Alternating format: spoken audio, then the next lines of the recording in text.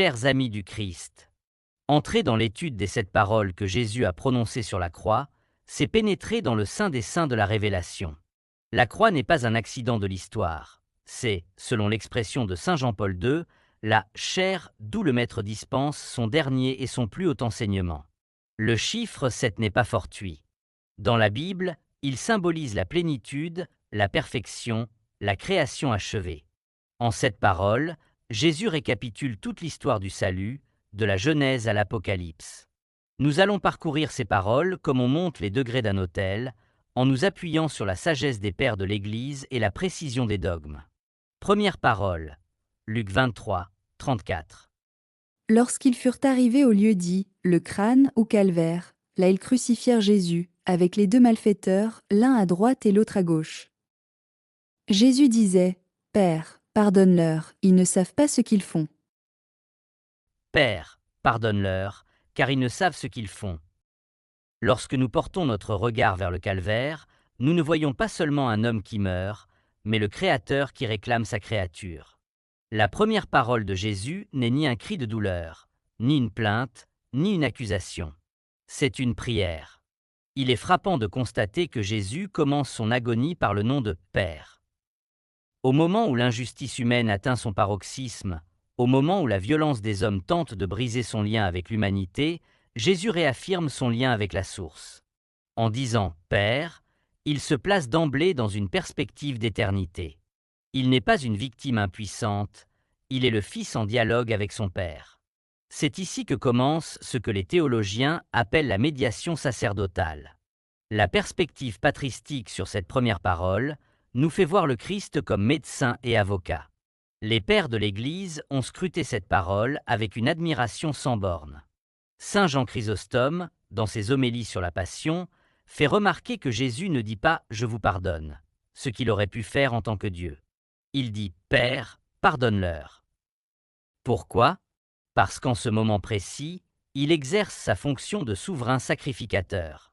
Sur l'autel de la croix, il présente l'offrande de son sang et, simultanément, il plaide pour ceux qui le versent. Saint Augustin, de son côté, développe une métaphore médicale saisissante. Il explique que le Christ, suspendu à la croix, regarde ses bourreaux non comme des ennemis, mais comme des malades atteints d'une frénésie mortelle. Augustin écrit « Le médecin divin, tout en étant mis à mort par ses patients, prépare pour eux un remède avec son propre sang. » Cette intuition patristique est fondamentale. Le pardon n'est pas une simple amnistie juridique, c'est une guérison ontologique. La suite de la parole, car ils ne savent ce qu'ils font, soulève une question dogmatique complexe sur la nature du péché. Jésus invoque l'ignorance. Mais de quelle ignorance s'agit-il ? Les théologiens, notamment saint Thomas d'Aquin dans la Somme théologique, distinguent l'ignorance vincible de l'ignorance invincible. Certes, les bourreaux savaient qu'ils tuaient un homme. Mais savaient-ils qu'ils tuaient le Fils de Dieu ? Comme l'enseigne saint Paul dans sa première lettre aux Corinthiens, chapitre 2, verset 8, « S'il l'avait connu, il n'aurait pas crucifié le Seigneur de gloire. » Ici, Jésus manifeste sa divine condescendance. Il cherche dans l'abîme du mal commis une mince faille, l'ignorance, pour y engouffrer la miséricorde. C'est le sommet de l'amour, devenir l'avocat de son propre assassin. En faisant cela, Jésus brise le cycle de la vengeance. Il inaugure une nouvelle loi où le mal ne répond plus au mal, mais où le mal est absorbé par l'innocence. Le magistère de l'Église, à travers les siècles et particulièrement dans le catéchisme de l'Église catholique, du numéro 607 au 613, enseigne que cette prière de Jésus est efficace et universelle. Elle ne s'adresse pas uniquement aux soldats romains ou aux chefs du Sanhédrin présents au pied du bois. Le Concile de Trente a solennellement déclaré que nos péchés, à nous chrétiens qui connaissons le Christ, pèsent plus lourd que ceux des Juifs et des Romains du 1er siècle. Par conséquent, quand Jésus dit « pardonne-leur », il nous voit, nous, à travers les siècles. Il intercède pour l'humanité de tous les temps. Le magistère nous rappelle que la Passion est un événement extratemporel. La prière du Christ est encore active aujourd'hui à chaque fois qu'un homme tombe et se relève. Pour conclure sur cette première parole, il faut comprendre que Jésus réalise ici ce qu'il avait enseigné sur la montagne. Aimez vos ennemis, priez pour ceux qui vous persécutent. Matthieu 5, 44. Sur la croix, Il ne donne pas seulement un commandement, il en donne l'exemple ultime. La croix devient ainsi le tribunal de la miséricorde. Le Christ nous enseigne que le pardon n'est pas un sentiment, mais un acte de la volonté, une décision de ne pas laisser le mal de l'autre détruire notre propre capacité d'aimer. En remettant l'esprit de ses bourreaux entre les mains du Père, Jésus libère l'humanité du poids de la culpabilité insurmontable.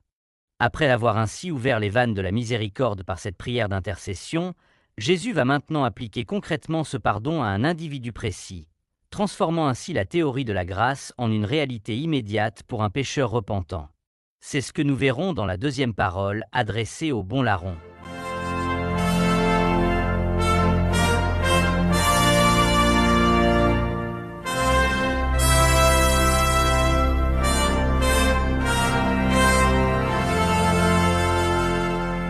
Deuxième parole. Luc 23, 43. L'un des malfaiteurs suspendus en croix l'injuriait. Mais l'autre disait, Jésus, souviens-toi de moi quand tu viendras dans ton royaume.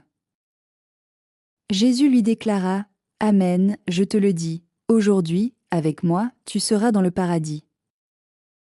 Aujourd'hui tu seras avec moi dans le paradis. C'est une parole qui surgit du dialogue entre les trois condamnés sur la croix, les deux larrons et Jésus. Si la première parole était une prière verticale adressée au Père pour l'humanité invisible, la deuxième est une parole horizontale, un face-à-face bouleversant entre deux condamnés. Au sommet du calvaire, trois croix sont dressées. Au centre, la vie, de chaque côté, la mort. Ce moment représente le drame de la liberté humaine. Les deux larrons voient le même spectacle, un homme ensanglanté, insulté, apparemment vaincu. L'un insulte, le mauvais larron, s'enfermant dans sa propre souffrance. L'autre regarde, écoute la première parole de pardon du Christ et laisse la grâce fracturer son cœur de pierre. La réponse de Jésus au « bon larron », que la tradition nomme Dismas, est l'acte de naissance de l'espérance chrétienne. Il n'est jamais trop tard pour Dieu. Les pères de l'Église ont été fascinés par la vitesse fulgurante de cette conversion. Saint Jean Chrysostome s'exclame dans ses homélies « Admirez la foi du larron ». Il ne voit pas Jésus sur un trône, mais sur une croix. Il ne le voit pas entouré d'anges, mais de bourreaux. Et pourtant, il confesse sa royauté. Chrysostome va jusqu'à dire que le larron a volé le paradis, faisant de son dernier crime le plus beau de tous, s'emparer du royaume par la foi au moment ultime. Saint Augustin, avec sa finesse psychologique habituelle, note que la croix est devenue pour le larron un tribunal de confession. En disant « pour nous, c'est justice », le larron accomplit l'acte parfait de contrition. Augustin souligne que ce n'est pas la peine qui sauve, mais la manière dont on accepte la peine en union avec le Christ. Le Christ, en répondant, ne se contente pas d'effacer la faute, il restaure l'amitié divine. Théologiquement, dans cette deuxième parole, le mot « aujourd'hui » a un poids très élevé. Ce mot oriente, en premier lieu, à l'immédiateté du salut. Contrairement aux conceptions de l'époque qui renvoyaient la récompense à la fin des temps, Jésus affirme que la porte du ciel s'ouvre à l'instant même de la mort en état de grâce. En deuxième lieu, le Christ est maître du temps. Jésus parle en souverain. Il ne dit pas « je prierai pour que tu entres », il dit « tu seras avec moi ». C'est une affirmation de sa divinité. Seul Dieu peut disposer du paradis. En dernier lieu, la communion. Le Christ dit « tu seras avec moi ». Le salut n'est pas un lieu géographique, un jardin, mais une personne. Le paradis, c'est être avec le Christ. Saint Ambroise de Milan résumait ainsi « là où est le Christ, là est le royaume ». Le magistère de l'Église utilise l'exemple du bon larron pour illustrer la doctrine du baptême de désir. Le larron n'a pas été baptisé d'eau, il n'a pas reçu l'Eucharistie, il n'a pas fait de bonnes œuvres. Il a simplement cru et désiré être avec Jésus. Le catéchisme de l'Église catholique, du numéro 1021 au 1023, enseigne que chaque homme, au moment de sa mort, subit un jugement particulier. L'épisode du bon larron est l'icône de ce jugement où la miséricorde triomphe si l'homme s'ouvre à elle. C'est aussi un argument puissant contre le désespoir. L'Église nous enseigne qu'aucun homme, tant qu'il a un souffle de vie, n'est exclu du salut. Le magistère voit dans cette parole la preuve que la mission du Christ est de chercher et sauver ce qui était perdu.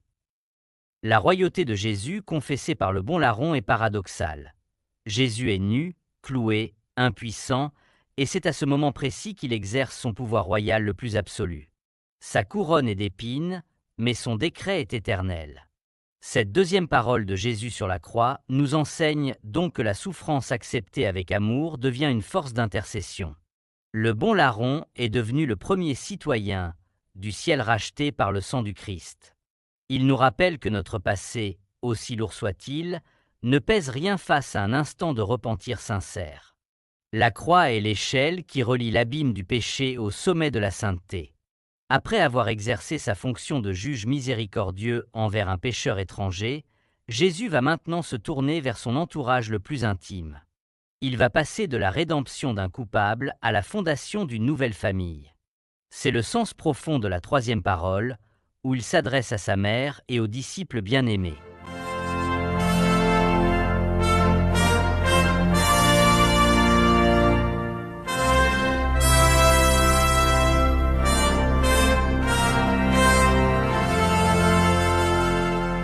Troisième parole, Jean 19, 26 à 27. Jésus, voyant sa mère, et près d'elle le disciple qu'il aimait, dit à sa mère, « Femme, voici ton fils. » Puis il dit au disciple, « Voici ta mère. » Et à partir de cette heure-là, le disciple l'a pris chez lui. Femme, voici ton fils. Voici ta mère. Après avoir exercé sa miséricorde envers ses bourreaux, première parole, et envers le pécheur repentant, deuxième parole, Jésus se tourne vers le cercle le plus intime de son cœur. Au pied de la croix, il ne reste qu'un petit reste fidèle, Marie, sa mère, quelques femmes, et le disciple que Jésus aimait. Cette troisième parole est souvent perçue comme un simple geste de piété filiale, un fils mourant s'assurant que sa mère ne restera pas seule. Mais pour la théologie catholique, c'est infiniment plus. C'est un acte de fondation. Sur le calvaire, Jésus ne se contente pas de mourir pour nous, il réorganise l'humanité. Il dissout les liens du sang pour instaurer les liens de la grâce. Les pères de l'Église ont immédiatement remarqué l'usage du mot « femme » au lieu de « mère ». Ce n'est pas un manque de respect, c'est un titre solennel. Saint Augustin et saint Épiphane de Salamine y voient un renvoi direct au livre de la Genèse. À l'origine, Ève fut appelée « femme » parce qu'elle était la mère de tous les vivants, mais elle apporta la mort. Marie, au pied de la croix, devient la nouvelle Ève. Là où la première femme a cédé sous l'arbre de la connaissance, la nouvelle femme reste debout sous l'arbre de la vie, la croix. Saint Jean Chrysostome souligne le courage de Marie. Elle ne s'effondre pas, elle est debout, stabat. Elle participe par sa compassion à l'offrande de son Fils. Les pères voient dans ce dialogue le moment où Marie enfante spirituellement l'Église dans la douleur, complétant ainsi son « oui » de l'Annonciation. Le personnage de Jean, le disciple bien-aimé, a une valeur symbolique immense. Premièrement, il représente l'humanité. Pour les théologiens comme Origène, Jean représente tout fidèle qui aime Jésus. En disant à Jean « Voici ta mère », Jésus donne Marie pour mère à chaque chrétien. Deuxièmement, l'échange des soins. Jean prend Marie chez lui. Le texte grec qu'on a traduit par « chez lui » signifie dans ses propres biens, mais aussi dans son intimité. La théologie y voit l'invitation faite à l'Église de toujours garder Marie en son sein pour rester fidèle au Christ. Troisièmement, l'institution de l'Église. C'est ici que l'Église naît comme une famille. Marie est la mère du corps mystique, l'Église, parce qu'elle est la mère de la tête, le Christ. Comme le dira plus tard le pape Paul VI, Marie est mère de l'Église. Le Concile Vatican II, dans le chapitre 8 de la Constitution Lumen Gentium, a consacré des pages mémorables à ce moment précis. Le magistère enseigne que la maternité de Marie à l'égard des hommes ne détourne pas du Christ, mais au contraire, elle facilite l'union avec lui. Jean-Paul II, dans son encyclique Redemptoris Mater, explique que ce testament de la croix est le don que le Christ fait à chaque homme. Jésus ne veut pas que nous soyons des orphelins spirituels. En nous donnant sa mère, Il nous donne la part la plus douce de son héritage. Le magistère souligne aussi le lien entre Marie et l'Esprit Saint. Marie au pied de la croix prépare la communauté qui recevra l'Esprit à la Pentecôte.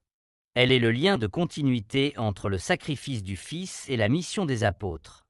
Il est essentiel voir comment Marie réagit dans cette scène. Marie ne crie pas, elle ne se lamente pas, elle ne dit rien. Son silence est une adhésion totale à la volonté du Père. Cette parole nous enseigne donc la valeur de la présence. Parfois, face à la souffrance des autres, nous n'avons pas de mots, nous ne pouvons pas descendre l'autre de sa croix. Mais nous pouvons être là, debout, comme Marie et Jean. La troisième parole transforme la croix en une maison. Elle nous dit que, même dans l'heure la plus sombre, nous ne sommes pas seuls. Nous avons une mère qui veille, et un frère, le Christ, qui nous confie les uns aux autres. Après avoir tissé ces liens d'amour humain et divin au pied de sa croix, Jésus va maintenant entrer dans la phase la plus obscure et la plus solitaire de son agonie. Ayant tout donné, son pardon, son paradis, sa mère, il se retrouve seul face à Dieu. C'est alors que jaillit le cri le plus déchirant de toute l'Écriture, la quatrième parole.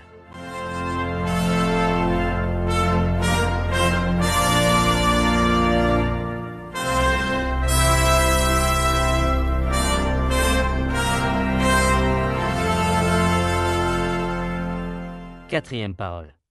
Matthieu 27, 46 ou Marc 15, 34. Vers la 9e heure, Jésus cria d'une voix forte, « Élie, Élie, lema sabachthani », ce qui veut dire « Mon Dieu, pourquoi m'as-tu abandonné ?» Mon Dieu, pourquoi m'as-tu abandonné? Nous arrivons ici au centre de la Passion.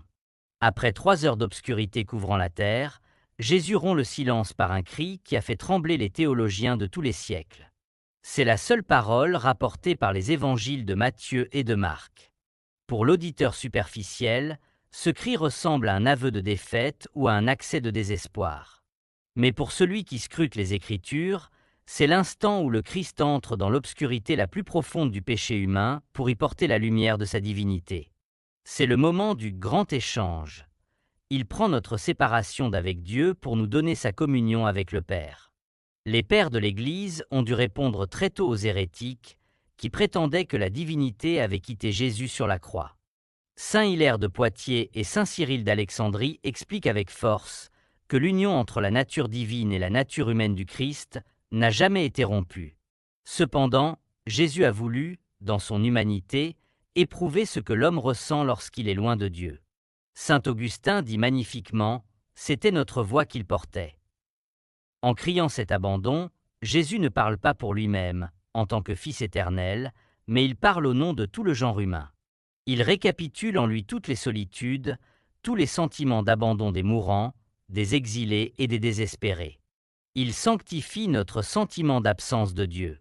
Pour cette quatrième parole, Jésus cite le psaume 22 ou 21 dans la Vulgate. C'est donc une prière juive.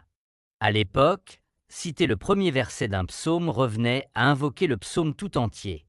Ce psaume 22 commence dans l'angoisse. « Pourquoi m'as-tu abandonné ?» Et puis, décrit avec une précision prophétique les détails de la passion, les mains percées, les vêtements tirés au sort, mais il s'achève par un hymne de victoire éclatante, « Les pauvres mangeront et seront rassasiés ». En prononçant ces mots, Jésus n'exprime donc pas un manque de foi, mais il proclame que le moment de la délivrance est arrivé. Il transforme son agonie en une liturgie. Le magistère moderne, notamment sous l'impulsion de Saint Jean-Paul II dans sa lettre apostolique Salvifici Doloris et de Benoît XVI, approfondit ce mystère.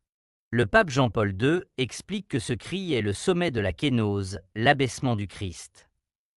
Jésus descend si bas dans la condition humaine qu'il expérimente subjectivement l'absence de Dieu pour que plus aucun homme, dans sa propre souffrance, ne puisse se dire « Dieu n'est pas là ».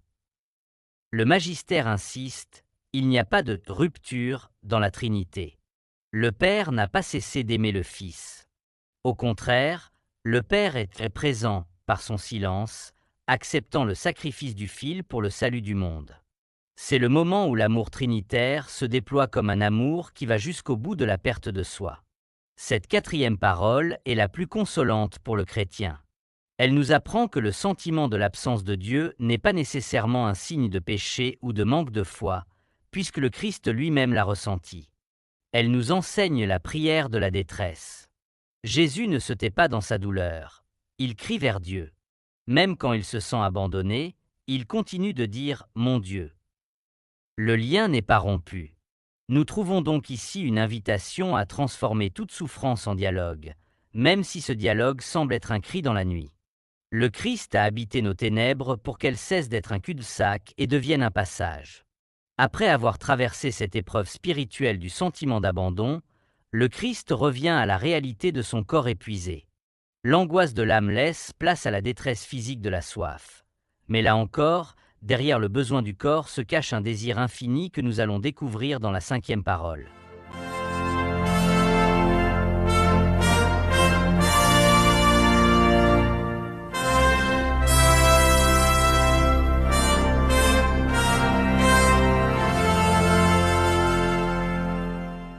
La 5e parole.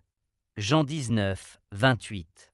Après cela, sachant que tout, désormais, était achevé pour que l'Écriture s'accomplisse jusqu'au bout, Jésus dit « J'ai soif ». J'ai soif. Après le cri abyssal de l'abandon, 4e parole, Jésus revient à une expression d'une simplicité désarmante. C'est la parole la plus courte, mais elle est d'une densité anthropologique et spirituelle infinie. Pour comprendre cette parole, il faut se représenter l'état physiologique d'un crucifié. Après la flagellation, la perte de sang, la montée au calvaire sous un soleil de plomb et l'asphyxie lente, la soif devient un supplice dévorant. En disant « j'ai soif », Jésus ne fait pas seulement un constat médical. Il affirme deux vérités fondamentales, son humanité réelle et son désir brûlant de nous sauver. Les pères de l'Église ont utilisé cette parole comme un bouclier doctrinal, surtout dans la lutte contre le docétisme. Au 1er siècle, certains hérétiques, les docètes, prétendaient que Jésus n'était qu'un esprit et que son corps n'était qu'une apparence. Saint Ignace d'Antioche et plus tard Saint Augustin ont martelé que si Jésus a soif, c'est qu'il a un corps de chair, de sang et de nerfs. Sa souffrance n'est pas un simulacre, elle est totale. Saint Augustin souligne le paradoxe. Celui qui a créé les océans, celui qui a fait jaillir l'eau du rocher au désert pour le peuple d'Israël, mendie maintenant une goutte d'eau. On y voit donc l'humilité extrême du Créateur qui se soumet aux lois de sa propre création. Il a soif de l'eau de la terre, lui qui est la source de l'eau vive. L'évangéliste Jean précise que Jésus dit cela pour que l'Écriture soit accomplie. Il fait référence au psaume 69, 22. « Dans ma soif, ils m'ont abreuvé de vinaigre ». C'est l'accomplissement prophétique. Jésus garde le contrôle de la liturgie de sa mort. Il appelle le geste qui achèvera la figure prophétique. C'est aussi la soif mystique. La théologie spirituelle, de saint Thomas d'Aquin à sainte Thérèse de Lisieux, a toujours interprété cette soif comme étant celle des âmes. Jésus a soif de notre amour. Il a soif de nous sauver. Le Créateur a besoin de sa créature. Comme l'exprime la tradition mystique, Dieu a soif que l'on ait soif de lui. Cette 5e parole est en lien avec la Samaritaine. On ne peut comprendre le « j'ai soif » de la croix sans le relier au « donne-moi à boire » adressé à la Samaritaine au bord du puits, Jean 4. Au début de son ministère, il mendiait l'eau pour offrir la grâce. À la fin, il mendie la réponse de l'homme à son sacrifice. Le magistère a souvent relié cette parole à la dévotion au Sacré-Cœur.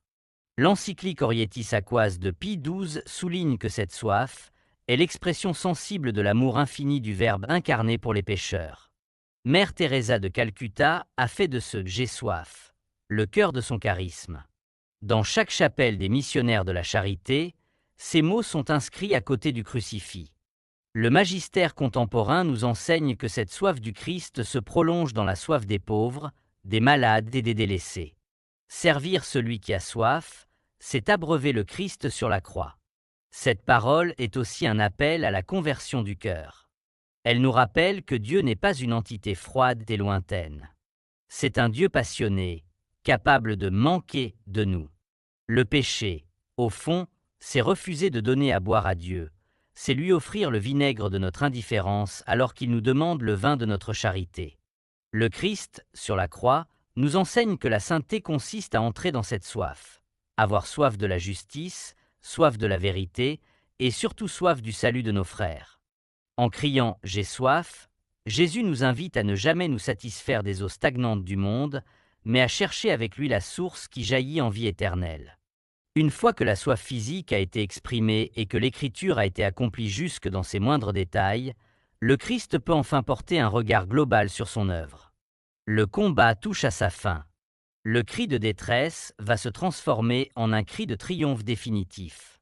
C'est la 6e parole, le mot de la victoire.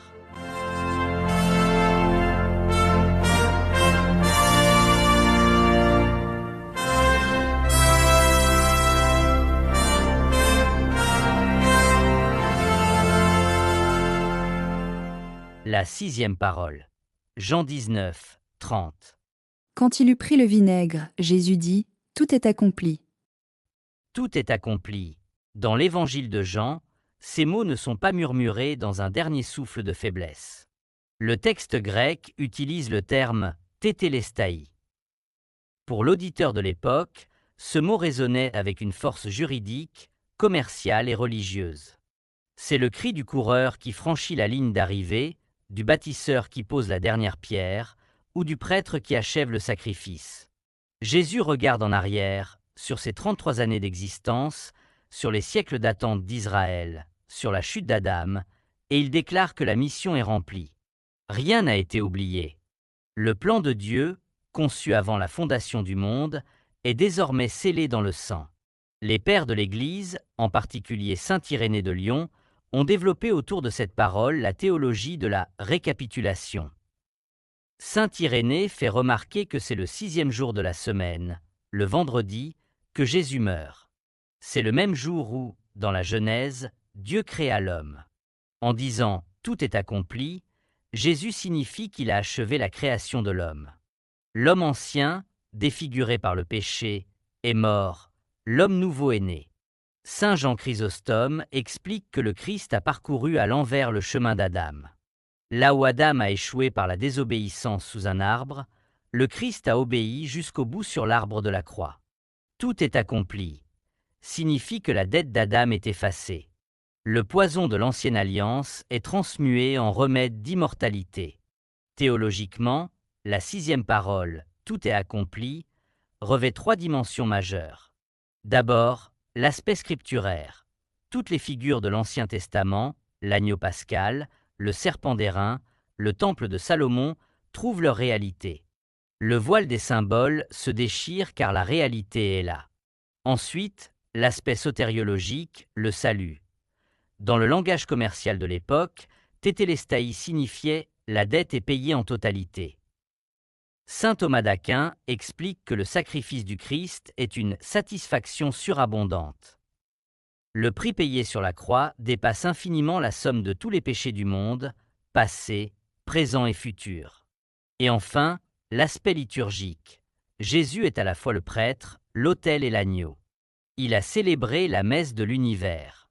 Tout est accompli, est le iit missa est de la croix. Le magistère de l'Église, notamment à travers les décrets du Concile de Trente et plus tard dans le catéchisme de l'Église catholique, au numéro 613 à 617, s'appuie sur cette parole pour affirmer l'unicité et la suffisance du sacrifice du Christ. Il n'y a plus besoin d'autres sacrifices sanglants. La messe n'est pas un nouveau sacrifice qui s'ajoute à celui de la croix, mais la réactualisation de ce « tout est accompli » à travers le temps. Le magistère souligne que cet accomplissement est un acte de liberté totale. Jésus n'est pas fini par la mort, il a fini son œuvre. C'est la distinction entre une fin subie et une fin accomplie. Nous pouvons dire aussi que cette parole est le fondement de la paix intérieure. Elle nous dit que notre salut ne repose pas d'abord sur nos efforts fragiles, mais sur l'œuvre parfaite du Christ.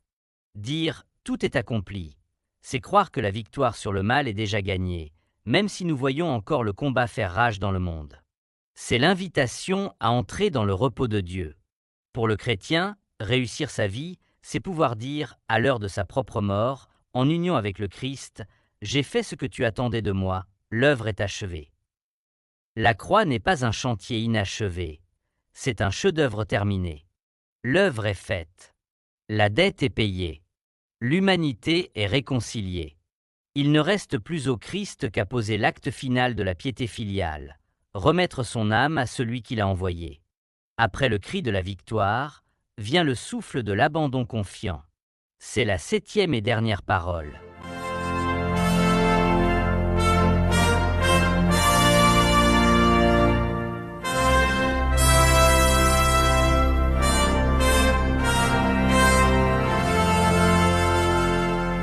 La 7e parole. Luc 23, 46. Alors Jésus poussa un grand cri. « Père, entre tes mains je remets mon esprit. » Et après avoir dit cela, il expira. Père, entre tes mains je remets mon esprit. Le cycle est désormais complet. La première parole commençait par l'invocation du Père. La dernière se termine par le retour au Père.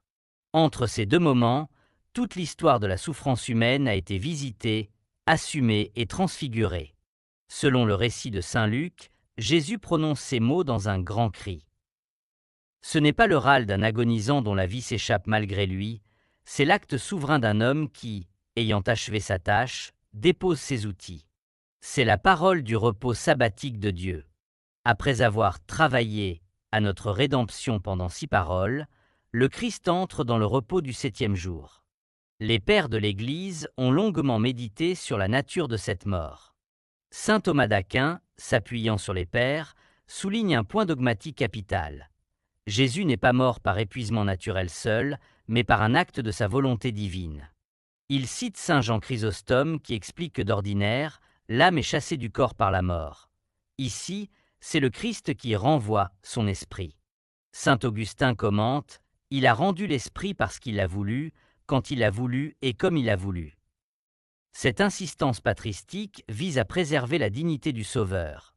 Il reste le maître de la vie au moment même où il entre dans la mort. Les pères voient dans cette remise de l'esprit le modèle de la bonne mort, où l'homme ne subit pas son destin mais l'offre à Dieu. Comme pour la 4e parole, Jésus prie avec les psaumes. Il cite ici le psaume 31, 6. Ce psaume est avant tout une prière du soir. Ce verset était la prière que chaque petit enfant juif récitait avant de s'endormir.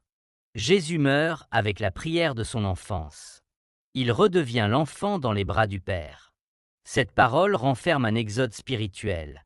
Les théologiens voient ici l'accomplissement du véritable passage, Pâques. Le Christ sort de ce monde pour aller vers le Père. Son esprit n'est pas seulement son souffle vital, c'est toute sa mission, toute l'humanité qu'il porte en lui, qu'il dépose dans les mains paternelles. C'est une parole qui révèle aussi l'unité de la Trinité. Cette parole prouve que la déréliction ressentie lors de la 4e parole était une épreuve de l'humanité, mais que le lien substantiel avec le Père est demeuré intact. La mort du Christ est un acte trinitaire. Le Fils s'offre, le Père reçoit, et l'Esprit est le lien de cette offrande. Le catéchisme de l'Église catholique, numéro 609 à 614, enseigne que la mort du Christ est le sacrifice de la nouvelle alliance. Le magistère souligne que le Christ transforme sa mort en un acte de culte. Benoît XVI, dans son ouvrage Jésus de Nazareth, explique que le mot « main » de Dieu symbolise la puissance créatrice et protectrice. Remettre son esprit entre ses mains, c'est affirmer que la vie est plus forte que la mort. C'est l'acte d'espérance par excellence. Le magistère nous invite à voir dans cette parole le fondement de notre propre espérance. À l'heure de notre mort, nous ne tombons pas dans le vide, mais dans des mains qui nous attendent. Cette parole résonne donc comme un appel à la confiance totale.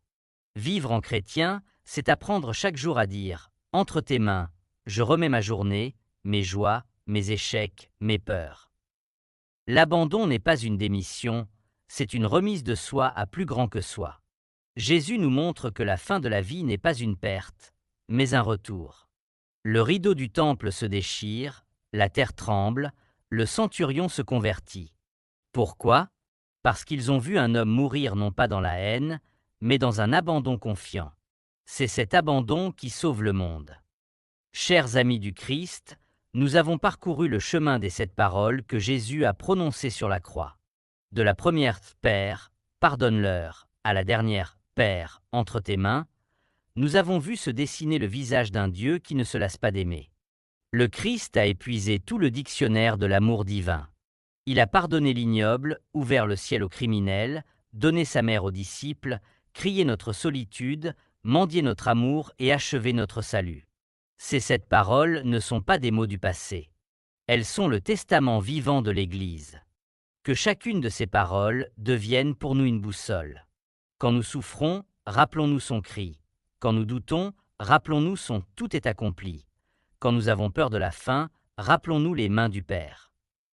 Nous t'adorons, ô Christ, et nous te bénissons, parce que tu as racheté le monde par ta sainte croix. Amen.